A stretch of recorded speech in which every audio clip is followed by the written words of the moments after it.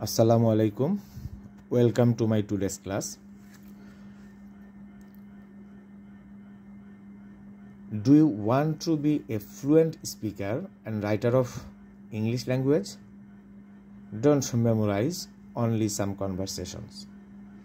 You should practice in this way. আপনি যদি ইংরেজিতে একজন সাবলীল বক্তা এবং লেখক হতে চান তাহলে আপনাকে শুধুমাত্র কিছু কনভারসেশন মুখস্থ করলে চলবে না, বরং আপনাকে এইভাবে প্র্যাকটিস করতে হবে। আমরা যেহেতু বাঙালি, তাই আমরা প্রথমে একটি বাক্য বাংলাতে ভাবি, তারপরে মনে মনে ইংরেজিতে অনুবাদ করি এবং তারপরে বলিও লিখি। এক্ষেত্রে আপনার প্রয়োজন নিয়মতান্ত্রিক অনুশীলন। Let's start practice. আমরা যখন কোনো কিছু বলি এবং লিখি তখন তা চারভাবে বলি। যেমন আমি এইখানে আজকের এই ক্লাসটাতে দুইটা সাবজেক্ট দিয়ে একটা ভার্বকে চেঞ্জ করে দেখাবো। আপনারা এই বাক্যগুলো বাসায় এভাবে প্র্যাকটিস করতে পারেন এবং এর সঙ্গে প্রিপোজিশন যোগ করে বাক্যগুলোকে আপনাদের ইচ্ছামতো বড় করতে পারেন। যেমন আমি এখানে একটা বাক্য লিখেছি, ভার্ব নিয়েছি লার্ন, ট্রাই। টু লার্নটা আছে ইনফিনিটিভ।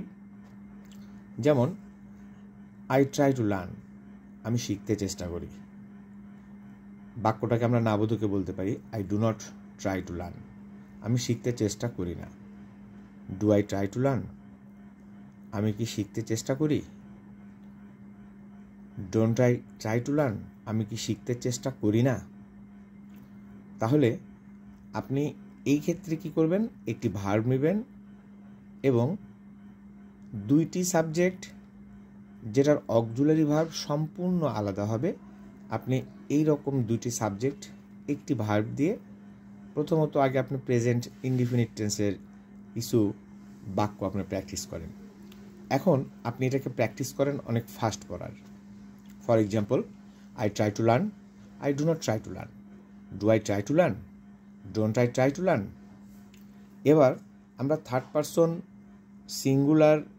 সিঙ্গুলার একটি সাবজেক্ট নিয়ে কি করব, একটা ভার্ব অনুশীলন করব।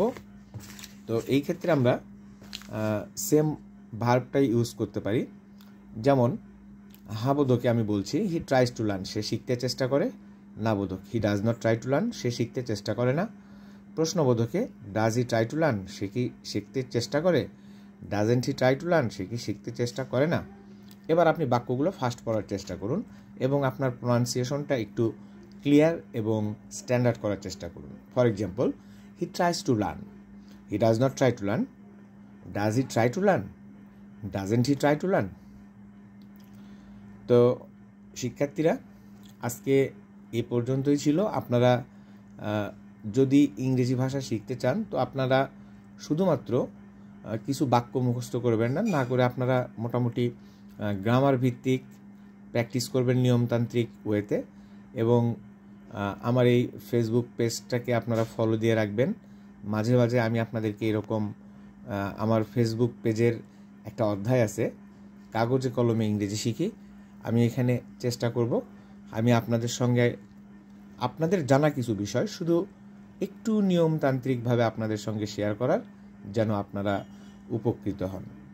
সো আল্লাহ হাফেজ for today, and we will meet in our next class inshallah.